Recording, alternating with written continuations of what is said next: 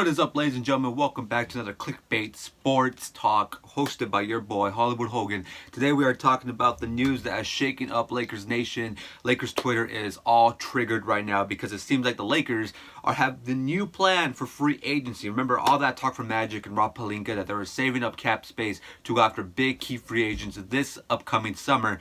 But now, unfortunately, it looks like they're waiting for summer 2019. Now, obviously, Laker Nation is triggered. D'Angelo Russell stands are very triggered and very pissed off because they're wondering, why did we trade D'Lo? I know why. I think this is a very smart move. I'm going to tell you why. I'm going to read you the column first by Ramona Shelbourne and Adrian Wojnarowski, and then I'll give you my opinions why this is actually a pretty smart move by the Los Angeles Lakers and Magic and Rob. Okay, so let's start this. As the Los Angeles Lakers become more realistic about the franchise chances of snaring superstars and free agents class of 2018, the front office is increasingly looking through a longer lens in the team's building process, league sources told ESPN. The Lakers aren't abandoning a summer pursuit of stars, but rather they are recalibrating their focus on a 2019 class that could include San Antonio's Kawhi Leonard, Golden State's Klay Thompson, and Minnesota's Jimmy Butler. The belief has been that the Lakers were cutting in an apologetic path to salary cap freedom, your boy can't read, for 2 maximum contract slots this July, clearing the way toward a pursuit for superstars like LeBron James, Paul George, and DeMarcus Cousins. Now, Cousins has a torn Achilles tendon. George has suggested to ESPN's Rachel Nichols that the Thunder have an advantage in re-signing him, and James is believed to have a reluctancy towards signing with the Lakers without an established star immediately joining him. Pushing back a year on big game hunting and free agency could serve 2 purposes. It could evaluate the urgency and unload contracts as Thursday's trade deadline and around June's NBA draft that could require the Lakers to attach future draft assets as incentives. It could allow the Lakers' talented young core, including Ingram, Lonzo Ball, Kyle Kuzma, and Josh Hart, finally, to further develop and become more attractive for veteran stars to join. The Lakers have won 10 of their past 14 games, the team's best stretch since 2013, including a rousing 108-104 win over the Thunder on Super Bowl Sunday that concluded a 5-game, 11-day road trip. And for most of that stretch, they've done it without Ball, who has missed the past 10 games with a knee injury. I miss you so much, Ball. While the team's mid-season surge isn't the main reason for the Lakers' new line of thinking on free agency, it has played a part as 2 of the players most often mentioned in trade discussions, former lottery pick Julius Randle and reserve guard Jordan Clarkson, have played key roles of late. Both had their best months of the season in January, with Clarkson averaging 15.9 points with 46% shooting from the field, while Randle averaged 15.3 points and 9 rebounds after moving back into the starting lineup. Randle will be a restricted free agent at the end of the season. Clarkson is owed $25.9 million over the next 2 seasons. The Lakers have listened to offers or explored trades for both players that include first or second round picks, but both sources indicate that none of these deals would save significant cap space for the future, thereby negating the initial reason for exploring trades for those players, pretty much making it useless to trade those 2 guys. While the Lakers could still move either of those players before the Thursday trade deadline, one league source put the chances of a meaningful trade at 50-50 at best. If the Lakers were to move Clarkson and Randle now or at the draft and find a resolution to the $36.8 million remaining on Luol Deng's albatross contract, thank you, Mitch and Jim. Likely via the waive and stretch provision, the Lakers could create $60 million in salary cap space by July 2019. Nevertheless, if the Lakers sit out free agency this summer, they'll try to use the salary cap space to accommodate teams looking to dump bad contracts and willing to send draft picks to swing the deal, sources said. Now, obviously, Laker fans are very triggered by this, and they're very angry that the Lakers are doing this. They want the Lakers to be players. That's what Magic was, selling. Like, this was the year we're going to go after LeBron, Paul George, DeMarcus Cousins. But I think that the plans shifted when DeMarcus Cousins tore his Achilles. I think the Lakers wanted 3 main guys. The 3 main guys that they were going after were Paul George, LeBron James, and DeMarcus Cousins. Now, Cousins is pretty much out of the picture because you don't know how he's going to come back from a torn Achilles. I hope he comes back and just proves everybody wrong. I'm an absolute huge DeMarcus Cousins fan, so I hope he proves a lot of us wrong. But it's hard. The Lakers can't take the chance of a what-if right now. There's just too much going on. They're trying to rebuild a team, and they can't just put all this money and Mike's contract to somebody that's coming back from a torn Achilles, and you don't really know if they're going to be able to come back from it. That and DeMarcus won't even be ready till December. So that leaves you with 2 options. You got LeBron James and Paul George. Now, what I think Paul George is going to do, and what I think the Lakers think Paul George is going to do, is that Paul George is probably going to sign a 1-year deal with the player option for the following year. That means that Paul George will not be a free agent until summer 2019, which is, as we just read right now, is when the Lakers plan to be active in free agency, because I think Paul George is going to want to try this for another year, give Sam Presti a chance to build a team around these guys and give him a chance to compete with Houston and Golden State. I don't think it's going to work out. I think Paul George is going to enter free agency in 2019 with Klay Thompson, which, if you remember, rumors last summer, in summer 2017, came out that Paul George was talking to Klay Thompson about joining the Lakers. Now it looks like both of these guys could be free agents in the summer of 2019 when the Lakers are planning to be active. So I could see the Lakers, that being a reason for the Lakers wanting to wait. I like this idea. I'm glad they want to be patient with it. I know it's been a long time. I know Laker fans are tired of waiting. I hope my advice to those Laker fans are just sick and tired of waiting for this team to get a superstar is just appreciate what we have now. Appreciate how this team is doing right now. This team is doing great. I know they're not going to make the playoffs probably, but they're doing great. It took till March of last year for them to win 20 games. March 2017 is when they won their 20th game. It is February 6th, I believe, and they have already won 21 games. This team has improved. It has the young talent. They drafted amazingly. They drafted 4 guys possibly, Thomas Bryant as well, who are NBA caliber, like role players or starters. Kyle Kuzma, I know he's going through a slump, but he's shown he could be a productive player. Josh Hart, back-to-back double-doubles. He proved he could be a productive player. Lonzo Ball, maybe a superstar caliber player, superstar caliber point guard. I know he's out with the knee injury, and it hurts, but he'll be back eventually. You got Brandon Ingram, he's taking the next step. Julius Randle has looked fantastic. Larry Nance, he's a good role player off the bench. This is a young core that's playing their ass off right now, and they have one of the best records since January. Right now, there's 3 teams that are winning. They have the best record since January 27th, I believe. In the last 14 games, the Lakers have the second best record in the NBA. They're right behind the Houston Rockets and tied with the Golden State Warriors since January 27th, I believe. In the last 14 games, the Lakers are right there with Houston and Golden State as the best stretch. They are 10-4 in the last 14 games. This team is doing great. So just appreciate that. If we got to wait a little bit longer, obviously this is part of a plan. I really do think DeMarcus Cousins' injury changed everything. I think the Lakers have their ear to the ground, and they kind of believe what I believe, that Paul George is probably going to stay an extra year in OKC. As for LeBron James, it's hard to think what LeBron's going to do. I think LeBron stays in Cleveland if Dan Gilbert sells the team. But I feel like Philadelphia and Houston have a major advantage over the Lakers right now. Philadelphia has a superstar in Joel Embiid. I don't know if LeBron and Ben Simmons can coexist, because I feel like Ben Simmons is the kind of player that needs the ball at all times, kind of like LeBron James. But they have the talent right now to contend, especially in the Eastern Conference. Then you have Houston. Obviously Houston would have to trade Ryan Anderson and Trevor Ariza and get rid of contracts, but Chris Paul is right there with LeBron James' best bud. So I can see LeBron wanting to go to Houston. I feel like those 2 teams have the advantage over the Lakers. I think the Lakers still have a chance, only because Magic and LeBron are pretty close. They're pretty tight.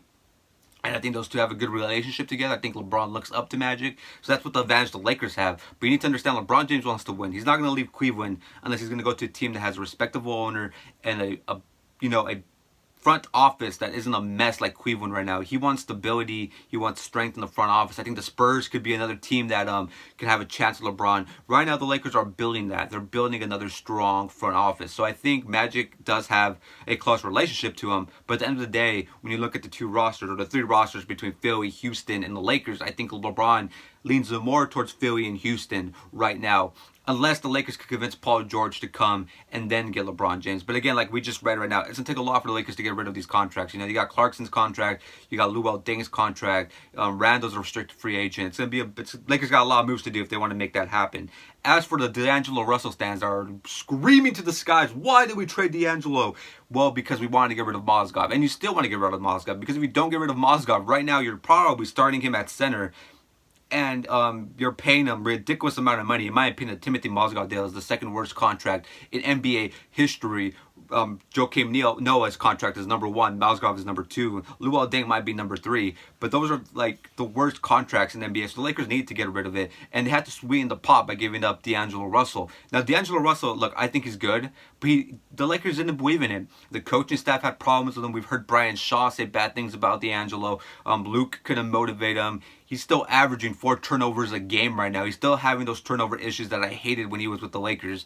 He's a good scoring talent, but there's issues with D'Angelo. He doesn't bring it every single night. I'm not going to diss him. I'm just letting you guys know why the Lakers just didn't believe in him, and they were able to release him and let go of him by getting rid of Mozgov to sweeten the pot to Brooklyn. We got Brook Lopez back, and all the people are saying that we did this for no reason. You need to understand, if you don't trade D'Angelo, you don't get Kyle Kuzma, you don't get Josh Hart, and you don't get Bryant. And a lot of people go like, well, praise Kyle Kuzma and scream, yeah, Kyle Kuzma, Kuzma mania, but then at the same time diss the Lakers for trading D'Angelo Russell. So it's like, pick a side, you can't do both. I mean, for me, I think the D'Angelo Russell trade made sense. It still makes sense to this day, because right now the Lakers, if they didn't make that trade, they would have issues trying to get rid of Mozgov and Deng. Right now the only issue is Luol Deng. But I don't think the Lakers are going to give up another young talent to get rid of Deng. I think, like it said right here with Adrian and Ramona's column, that they're probably just going to use a stretch provision. Anyways, guys, Laker Nation, relax, calm down. I think I know what the Lakers are doing. I don't have sources, but I believe Paul George is going to stay an extra year in OKC. I believe LeBron is probably going to sign a mega deal with Houston or Philadelphia. I believe DeMarcus Cousins is not a factor anymore, because the Lakers can't take that chance right now. Unless he wants to take a discount, which I don't see DeMarcus Cousins doing. And maybe he even stays an extra year. Maybe he does what Paul George is going to do, and he stays an extra year. Excuse me. He stays an extra year in New Orleans, just so he can get better, and then show that he's back, and then he can get that mega deal in 2019. So a lot of these guys, even LeBron might sign like a 1-year deal with a player option for the following year in Cleveland, just for stability. A lot of these key free agents that the Lakers want, might just stay an extra year. It might be free agents again in 2019. So I think the Lakers are considering this, and just instead of trading Clarkson and Randall for pretty much nothing, second round picks and stuff, why not keep the young core together and not blow it up when you don't even know where you're going to get back. The Lakers should be patient. They shouldn't do what Mitch and Jim did and just let talent go and then panic and sign Timothy Mozgov on the first day of free agency. I'm never forgiving you for that shit, Mitch and Jim. You screwed the Lakers that day. I was watching Finding Dory, and you had to go sign him at the freaking same time, like 5 minutes into freaking free agency that year. I couldn't even enjoy the movie anymore. But the Lakers they're smart to be patient. That's what I think it's the right move to do. They know what is going on. I believe they know Paul George is going to do what he's going to do. If Paul George is a free agent, I may be wrong. Then maybe the Lakers have a different approach. I just think for the Lakers to have a total shift of mindset and look at 2019, it's because they know that most of these guys they want, which is only 3 guys, one's already down, 2 of them are not really realistic. And it's a smart thing just to wait. And as for Kawhi Leonard, people are probably saying Kawhi's not going to leave the Spurs. Kawhi has issues right now, as reported by ESPN. He has issues with the Spurs front office. Just remember this, Tim Duncan almost left the Spurs. He was this close of leaving the Spurs if it wasn't for Doc Rivers telling him he couldn't bring his girlfriend to the freaking team flights. That's literally, there's a story out there that freaking Doc Rivers is the reason why Tim Duncan didn't sign with the Orlando Magic instead with the Spurs. So anything could happen, I can see Kawhi leaving. Klay Thompson, I'm interested in because I think Klay, his dad, Michael Thompson, is the play-and-play guy for 710 ESPN. His dad played for the Lakers. Paul George, Quay, 2 LA boys. Obviously, they had the conversation this last summer about playing for the Lakers. So I think this is what the Lakers know. I think they're not putting all their eggs in the basket for this summer, which is smart. Laker fans are going to riot because Laker fans are tired of waiting. But I do say, we should enjoy the young talent we have now. Let's enjoy a team that is competing. This team is competing. They're not that bad like the years past. Like I just said right now, this is the best stretch of Lakers basketball that we've seen in 5 years, guys. We have not seen the team compete this good in 5 freaking years. So let's enjoy it. Let's see what happens with it. Let's see these kids progress. Let's see these kids grow together. And maybe in 2019, these kids are so locked up and ready to go that these other guys like Paul George, Klay Thompson, LeBron James, well, if he doesn't sign a long-term deal, Kawhi Leonard, Jimmy Butler, maybe DeMarcus Cousins, they all want to come here to play with the team that's already loaded with talent, that's ready to compete against a team like the Warriors, who hopefully by then are kind of, starting to drop off a little bit. And especially if you could take Klay Thompson away from the Warriors and then compete with that same Warriors team, it would be very spicy, my boy, very spicy. Anyways, guys, I just want to give you my quick thoughts. I just want to tell Laker Nation, relax, take a breather. Just, relax, things happen for a reason. In 2019, we'll see what happens. Trade deadline is this Thursday. I am going to go live on Thursday on YouTube during the trade deadline, dropping all the news. I don't know if I'm going to go live or just have like a pre-recorded thing. But I'll let you know. But let me know down in the comments. What do you think? Do you think the Lakers are making a mistake? Do you think it's smart for them to do this? Is this stupid? Should the Lakers just go after anybody? Do you want them to go after anybody? My worst case scenario is that they do go after somebody in free agency and they end up giving Isaiah Thomas a 5-year max deal. I'm not ready for that, my boys. I don't want that. I'd rather the Lakers wait till 2019 because, come on, I don't want Isaiah Thomas. Have you seen how bad Isaiah Thomas is? That boy is playing the worst defense in NBA history right now, and he can't even score with a ball. That's why my post that's been getting stolen on all the social media accounts, my Isaiah Kevin Hart joke that has over 3,000 likes on Twitter, that I'm going to pop it up right now.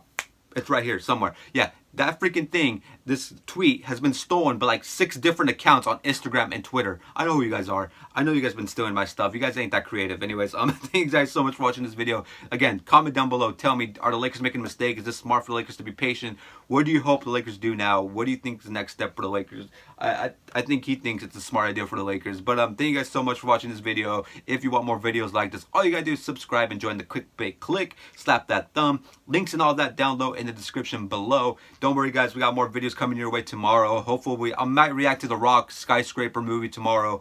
I don't know, I'm kind of iffy on that. Hopefully Venom drops tomorrow, but more reactions all week. Don't forget vlogs are on Monday. Probably more sports talk coming your way. Thursday, NBA trade deadline. If you want to see a reaction, live reaction to NBA trade deadline news, you want to subscribe to Clickbait Entertainment because I'm probably going to do a live. I'm leaning towards doing a live, guys, so you don't want to miss that. It's the first time I go live on YouTube, kind of like in this platform. I've gone live before.